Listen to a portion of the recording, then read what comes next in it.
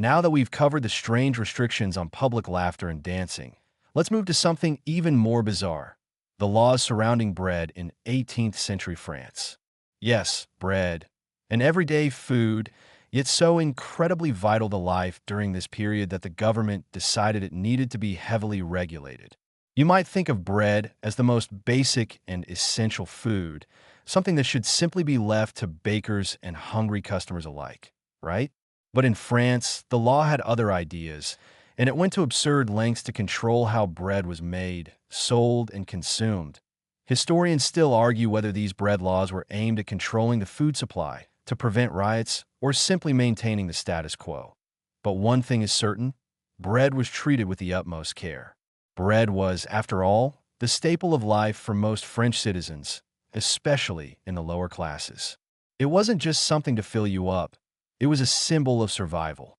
A bad harvest or a failed shipment could mean famine. And in a society where food was in such close correlation to survival, anything could happen when people didn't have enough to eat. The law was created to keep this delicate balance in check. But what the government didn't realize was how ridiculous it was becoming. That let's take a step back and imagine. You're a humble French baker in the 18th century. You've just baked a fresh batch of loaves, golden, crisp on the outside, soft and warm on the inside. It smells incredible, and you're ready to sell them to the waiting customers. But hold up, before you can open the door, the authorities arrive. They got a quick question for you. How much bread are you selling today? Not a casual question. Mind you, this is an interrogation. They want to know exactly how many loaves you're planning to bake and at what price, because, yes, there were laws regulating the price of bread. And if you got it wrong, you could face severe consequences. You might think this sounds a bit like a control freak's worst nightmare, but it was actually done for the very practical reason of preventing price gouging. Bread was considered too important to let the market fluctuate freely.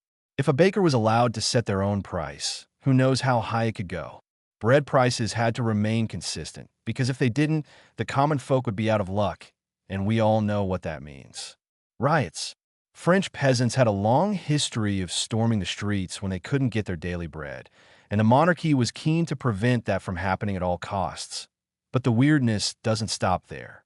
In some cases, the law didn't just regulate the price of bread, it also regulated the very size and shape of the loaves. If you were a baker, you were required by law to make loaves of a specific size. Any deviation from that size, even by an inch or two, could lead to fines or worse. The law was also incredibly detailed. If you made the loaves too large, you were accused of luxury bread, and the authorities would swiftly seize your excess stock, often giving it to those deemed more worthy of receiving it. If the loaves were too small, you could be accused of selling unfair bread, and your reputation and your livelihood could be destroyed in Paris.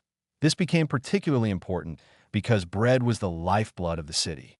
The authorities had to ensure that everyone in the city could get their daily ration without paying an arm and a leg.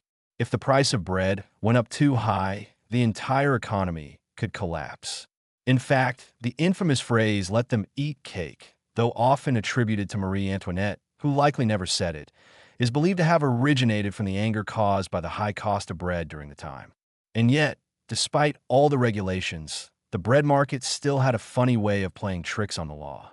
Bakers, as creative as they were with dough, found ways to cheat the system, whether it was by using cheaper flour, adding fillers to stretch their ingredients, or subtly altering the size of their loaves to cut costs out of course. When there were riots over the price of bread, it wasn't just the bakers who were targeted. It was also the government, which faced immense pressure to do something about the situation. But as we've seen time and time again, regulations like these, despite being well-intentioned, often do more harm than good.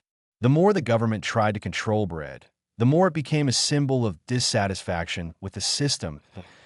As bizarre as it seems today, this level of control over something as simple as bread shows just how intense life was in France at the time. For the monarchy, regulating the basics of life wasn't just a matter of economy. It was a matter of power. Bread wasn't just bread. It was a tool in their game of social order. And when that game got messy, when the loaves got too big or the prices got too high, people started to question the system itself. Put it simply, the bread laws of 18th century France were just another example of how, in a society obsessed with order, even the most basic needs were subject to scrutiny. The simple loaf of bread, something that today we barely give a second thought, was treated with the kind of seriousness reserved for political matters. It's a reminder that, in times of unrest, even the smallest things can spark the biggest changes.